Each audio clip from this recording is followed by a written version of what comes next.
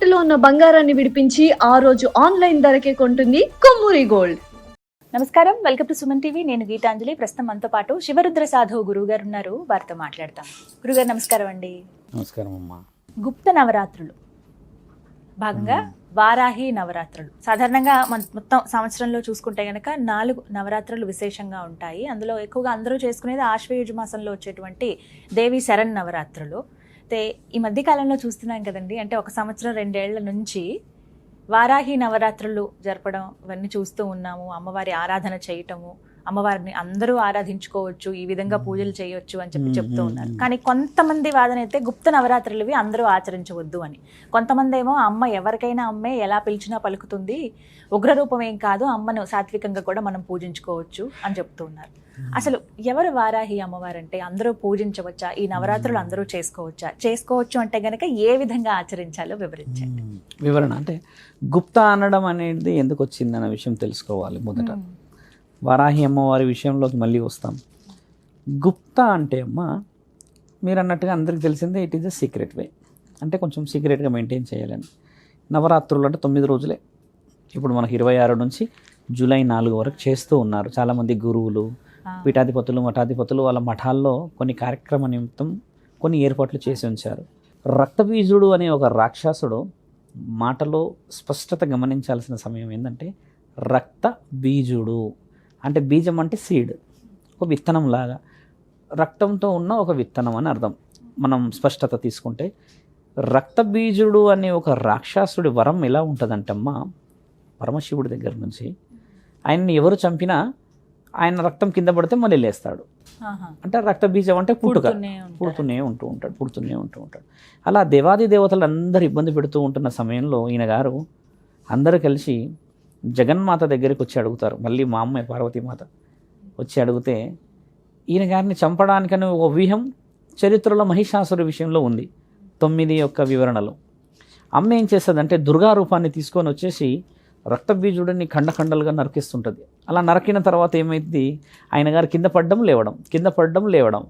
అప్పుడు అమ్మకు అంతరార్థం అర్థం కాదు, అంటే నా శక్తి సరిపోతలేదు, ఇక్కడ ఏ విధంగా నేను ముందుకు వెళ్ళవలేను అని ఆలోచించి అమ్మ ఒక ధ్యానం, ఒక ఆలోచన ముద్రణలో కూర్చొని 7 శక్తులని ఆవిడ శరీరంలో నిక్షిప్తం చేసుకుంటుంది.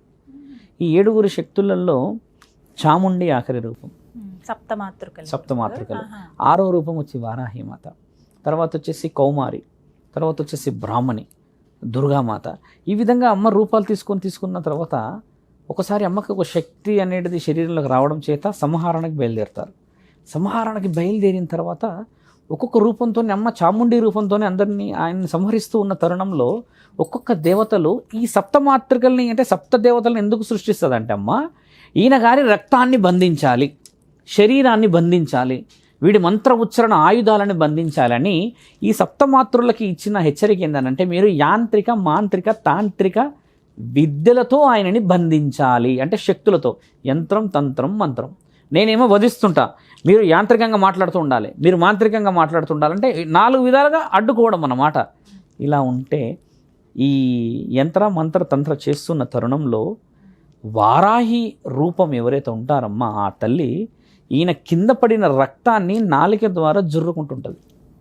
అంటే ఒక మంత్రతంత్ర యంత్రశక్తుల్లో అమ్మ కూడా ఒక యంత్రం లాగా మిగతా పైన సంహరణ జరుగుతుంటుంది. ఆ మాంసపు ముద్దలన్నీ వాళ్ళు కోస్తూ చేస్తూ సంహరిస్తున్న సమయంలో వీళ్ళ మిగతా 6 తెలియకుండా అమ్మ కింద పడ్డ రక్తాన్ని స్వీకరిస్తూ ఉండడం, లాస్ట్ పడిన రక్తపు బొట్టు కూడా స్వీకరించి ఒక్కసారి ఇలా తల లేపి నిలబడి ఉంటుంది. ఆవిడ చూసినప్పుడు ఏం జరిగింది, ఈయన గారు అంతమైపోయారు అని చెప్పినప్పుడు అమ్మ ఆ ఉగ్ర రూపంతో ఇలా ఊపిరి తీసుకుంటున్నప్పుడు చూసినప్పుడు ఆ దంతాలు ఇలా బయటికి రావడం అంతా చూసి మా ముఖంటి సైతం ఆనందపడి ఎంతటి ఉగ్రరూపం, ఎంతటి వివరణ, ఎంతటి గోప్యంగా గుప్తంగా రక్తాన్ని తాగేసిందా, అందరికీ తెలియకుండా. అసలు ఆ పైన వాళ్ళేమో ఆ పని చేస్తూ ఉంటే ఇక్కడ ఈవిడ ఈ పని చేసి ఎంతటి శక్తి చూయించగలిగింది అని చెప్పి ఈ రూపం ఎక్కడైతే మంత్రతంత్ర యంత్రాలను ఉపయోగించి క్షుద్ర పూజలు పొలిమేరలో కూర్చొని చాలా గుప్తంగా చేస్తారు కదా, వాళ్ళ ఈ వీపులు పగలగొట్టే దేవత వారాహి మాత. ఎందుకంటే ఆడ యంత్రాలు పెడతారు, కొన్ని మంత్రాలు పెడతారు, కొన్ని యాంత్రిక శక్తులు పెట్టి లేపుతుంటారు. ఇక మహానుభావులు చుట్టూరుగా మంట పెట్టుకొని కొన్ని చేస్తారు కదా. ఈవిడ సీక్రెట్గా వాళ్ళ యొక్క శక్తిని సమాజంలో కొన్ని అమాయకపు కుటుంబాల మీద పడకుండా, కొందరు అంటారు కదా ఏ దేవుడు కాపాడిండో ఏ దేవత కాపాడిందంటే ఈవిడే కాపాడుతుంది. దానికి అర్థం ఈవిడ యంత్రమంత్ర తంత్రశక్తి, ఈవిడ దేవత.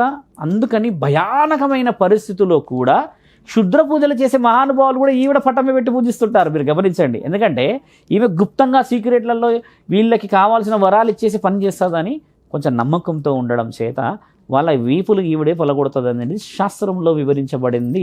దేవీ పురాణంలో రాయబడింది. ఈ విషయం కూడా రాయబడింది. ఒక 8 లైన్లు ఉంటాయి వారాహిమాత గురించి. ఇలా అమ్మ సంహరణ చేసింది రక్తబీజుడని. చేసిన తర్వాత మరి అమ్మ ఎక్కడికి వెళ్ళాలి, అమ్మ ఏ విధంగా ఉండాలి?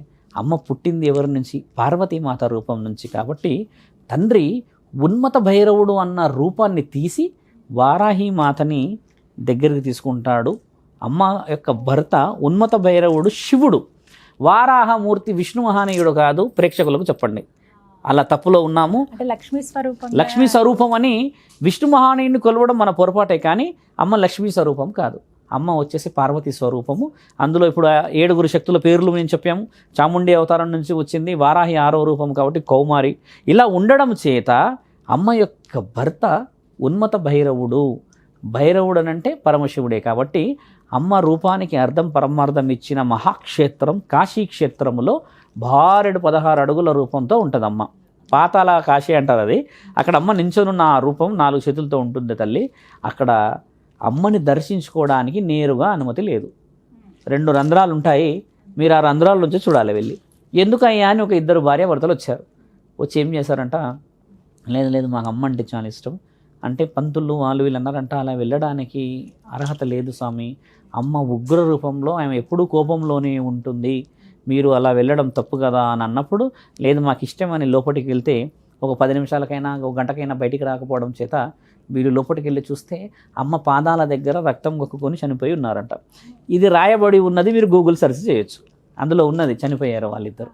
ఎందుకంటే అమ్మ రూపం దూరం నుంచి చూడాలి. అంతటి ఉగ్ర రూపాన్ని మానవ శరీరాలు తట్టుకోదు. కాబట్టి ఆవిడ రాత్రి సమయంలోనే దేశ సంచారంలో ఉంటుంది. కాబట్టి మనం గుప్తంగా పూజించాలి. ఒక అర్థము. రెండో అర్థం, ఆవిడ పుట్టిందే గుప్తంగా. మూడో అర్థము, ఆవిడ పరమశివుడు పంపించిన ఆదిపరాశక్తి అని తెలుసుకొని అమ్మని గుప్తంగా రాత్రిలో, అంటే సమయం 8-9 మొదలుపెట్టి ఉదయం 3-3:30 వరకు పూజించాలి. ఒకవేళ సమయం లేదు సాయంత్రం అంటే ఉదయం 10 నుంచి 12 లోపు కానీ, 12 నుంచి అంటే 6 నుంచి 12 లోపు కానీ గంట మాత్రమే మార్నింగ్ అవర్స్ పూజించాలి. గుప్తం అనేదానికి ఇంత అర్థం ఉంది కదా. అమ్మవారిని ఏ విధంగా కొలుచుకోవాలి, అసలు ఎందుకు ఆ అమ్మవారి విషయంలో తప్పులు జరుగుతాయి, ఆమెకి ఎంత భయం ఉన్నదంటే, నీ కోరిక సీక్రెట్గా చెప్తేనే ఆవిడ తీర్చడానికి ఉన్న దేవత ఆవిడ వచ్చేసి వారాహి మాత అని. ఇప్పుడు అలాంటిది నువ్వు బయటికి చెప్పేసి పెద్దగా చేసేస్తాము, పెద్దగా మనము 9 రోజులు 9 విధంగా చేస్తాము అని అంటే సీక్రెట్ లేదు అక్కడ. మరి అక్కడ అమ్మ లేదు అనే అర్థం. అమ్మ ఉన్నది ఎక్కడ? చీకటిలో. అమ్మ ఉన్నది ఎందుకు? ఎవరైతే క్షుద్ర ప్రయోగాలు చేస్తారో పొలిమేరలు దాటి వచ్చి వాళ్ళని ఈ ఆషాఢంలో మనం ఎప్పుడైతే చేస్తామమ్మా, ఈ సమయంలో ఏంటంటే ఇక్కడ ఇంకో విషయం కూడా ఉంది. అంటే ఇప్పుడు చాలామందికి అర్థం కావాలని, ఎందుకు ఈ క్షుద్ర పూజలన్నీ ఆషాఢంలోనే వస్తాయి అంటే చాలామంది తెలియాలి. ఎందుకు వస్తాయనంటే అమ్మ పూజలలో బిజీగా ఉంటుంది ఈ నెల రోజులు. కాబట్టి ఈ రాక్షసుల బిజీలో వీళ్ళు ఉంటారు. కాబట్టి మనకి ఆ అమ్మ అవసరాలు 4 విధాలుగా వచ్చింది. శాకాంబరి మాత విషయం చెప్పాము. ఎందుకు అనంటే అప్పట్లో వర్షాలు అనేది ఒక అర్థం ఉంది. నల్లపోచమ్మ తల్లి చెప్పాము, శివుడి దగ్గరికి పోయింది, ఆషాఢం ఒక అర్థం చెప్పాము. ఇప్పుడు అమ్మ గుప్త నవరాత్రులు అంటే ఈ వర్షాలు ఈ సమయంలోనే అమ్మలు లేని సమక్షంలో ఈ క్షుద్ర పూజలు చేసి పొలిమెరలకి ప్రేతాత్మల ప్రభావం ఉండొద్దు అని ఈ విధముగా అమ్మ చేస్తున్న దాంట్లో శాస్త్రం ఎంత గొప్పగా ఉంది కదా. ఇవి తెలుసుకొని పూజిస్తే, ముఖ్యంగా ఆడవాళ్ళు 3 రోజుల ముందు మాంసాహారం మానేయాలి. ఆడవాళ్ళని కాదు, పూజించాలనుకున్న వాళ్ళు. అలంకరణ చాలా ముఖ్యమైనది. మరియు అలంకరణలో అమ్మ మంత్రతంత్ర ఏదైతే ఉంటాయో అమ్మవారికి వారాహిమాత విగ్రహం అందరి ఇంట్లో ఉండదు. పటం అంటే ఇష్టంగా పెట్టుకుంటాము. కానీ అమ్మవారి విషయం ఎలా చేయొచ్చు అంటే 9 రోజులు ఒక కలశం, ధన్వంతరి కలశం అంటే ఇస్తారు.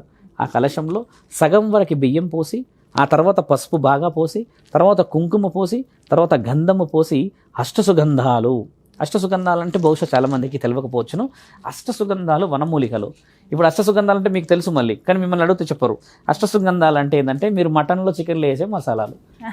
దాన్ని ఇట్లా ఓపెన్గా చెప్తే ఏమవుతుందంటే సుగంధ ద్రవ్యాలు. దాన్ని లవంగ, ఇలాచి, తర్వాత దాచిన చెక్క, సోంపు, వామ, గసగసాలు, సాజీరా, ఇలా వచ్చినవన్నీ జీలకర్ర ఇవన్నీ కలిపి అష్టసుగంధాలు అంటారు. ఇవి వనమూలికల సముదాయాలు. మనం డైరెక్ట్గా తింటే ఆరోగ్య దెబ్బతింటుందని ఇప్పుడు మసాలాలు చికెన్లో, మటన్లో, తర్వాత ఇంకా వేరే వేరే మసాలా కూర, గుత్తొంకాయలు వేస్తున్నాం కదా, దీని అంతరార్థాలు. అవి వేయడం వల్ల ఏమవుతుందంటే అమ్మ, ఇంట్లో సౌభాగ్యం, లక్ష్మి నిలబడుతుంది. ఇంకో నానుడి చాలామంది దగ్గర తెలుసుకోవాల్సిన విషయం ఏంటంటే అమ్మ, ఎవరైతే ఈ అష్టసుగంధాలని బాగా మెయింటైన్ చేస్తారో ఇంట్లో, వాళ్ళ ఇంట్లో లక్ష్మి కొలువై ఉంటుంది అనేది నానుడి. ఎందుకు అని అడిగితే, ఇవి కాస్ట్లీ, హెవీ క్వాంటిటీ తేలేరు, వెరీ లెస్ క్వాంటిటీస్ తెస్తాం కదా. హెవీ క్వాంటిటీ తెచ్చుకున్నాము అని అంటే మనము ఈ సుగంధాల విషయంలో డబ్బులు కొలువై ఉన్నాయని అర్థం. అంటే సెటిల్డ్ పర్సనాలిటీస్ అంటాం కదా, అలాంటి ఇంట్లో ధనం కూడా బాగుంది అనడానికి ఇండైరెక్ట్ హింట్ ఇది. అందుకని పోపుల పెట్టె ఎప్పుడు ఖాళీ కాకూడదు అంటారు, నిండుకోకూడదు అంటారు. దాని అంతరార్థం పెద్దవాళ్ళు చెప్పారు. సుగంధాలంటే అమ్మ చూడండి, తాంబూలంలో కూడా వేసుకుంటారు. అంటే అంతరార్థాలు ఏంటని అంటే దేవతకు ఇష్టమైనవి అవన్నీ. కాబట్టి ఈ సుగంధాల దగ్గరే ఉంటుంది అనేది అర్థం ఒకటి. ఇంట్లో బాగా ధూపదీప నైవేద్యాలు, అమ్మకి దీపాలు పెడితే అక్కడ ఉంటుంది అనేది చిన్న చిన్న హింట్. అలా ఉండడం పెట్టి అమ్మ 4 అంచులు అవన్నీ పెట్టి అక్కడ ఒక నిమ్మకాయ మంచిది పెట్టుకొని, తర్వాత మళ్ళీ పసుపు కుంకుమ వేసి 5 తమలపాకులు ఇలా పెట్టాలి.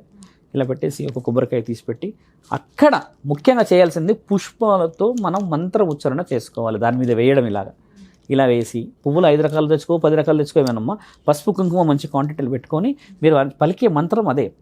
అమ్మని నిక్షిప్తం చేసుకున్నాం, కింద తమలపాకులు పెట్టి పసుపు కుంకుమ వేసి మళ్ళీ ఆ కలశం పెట్టి నేను అన్నయ్యన్ని వేసి ఆ తర్వాత అలా పెట్టినప్పుడు అక్కడ అమ్మ కొలువై ఉంటుంది కదా, అమ్మ స్థానం అది.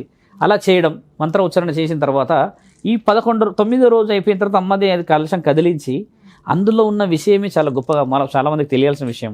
ఇప్పుడు మనం చేసిన మంత్ర ఉచ్చారణ అంతా అందులో నిక్షిప్తమై ఉంటుంది కదా, ఆ బియ్యాన్ని ఏం చేయాలి, మంచిగా కలపాలి. కలిపేసేసమ్మ మన ఇంటి గుమ్మానికి అమావాస్యలు, పౌర్ణమిల రోజు కొంచెం అవాంఛనీయ పరిస్థితులు, కొంచెం బాలింతలు ఉంటారు, చిన్నపిల్లలు ఉంటారు, మళ్ళీ ఇంకోటి ఏం చెప్పొచ్చు అంటే ఎవరికైనా యాక్సిడెంట్ ఇట్లాంటి ఉన్న వాళ్ళు ఆ సమయంలో మన ఇంటి చుట్టూరుగా వేసుకుంటే ఆ దేవత యొక్క శక్తి, యంత్ర మంత్ర తంత్రాన్ని అని చెప్పినాను కదా, దుష్ట గాలిలని లోపలికి రానివ్వు. ఇలా మనం ఎందుకు నేర్చుకొని చేయలేము, పురోహితులు ఎందుకు చెప్పరు అంటాను నేను. వాళ్ళందరికీ తెలిసిన విషయాలే, మరి చెప్తే మరి అన్ని దేవత అందరిట్లోకి వెళ్ళిపోతుంది అనుకుంటారేమో. అలా కాదు. కాబట్టి మన ఇంట్లోనే మన శక్తి ఉంది తల్లి. ఒక మంత్రానికే నేను మీరు మొదట అడిగిన శాకాంబరి విషయం ఏంటంటే, మంత్రం అనే దానికి శక్తి ఉన్నది కాబట్టే నువ్వు చెప్పే మంత్రంలో అక్కడ నిక్షిప్తం అవుతుంది. ఇంత రుజువు ఉంది కదా తల్లి. కాబట్టి అలా చేసుకోవాలి.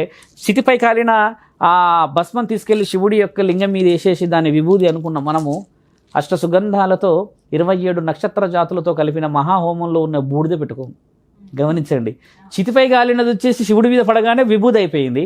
మరి 27 నక్షత్ర జాతులు చేసిన మహాహోమంలో ఉన్న బూడిద పవిత్రత లేదా తల్లి? ఖచ్చితంగా. చిత్తి మీద కాలిన దానికంటే 1000 రెట్లు ఫలితం ఇది.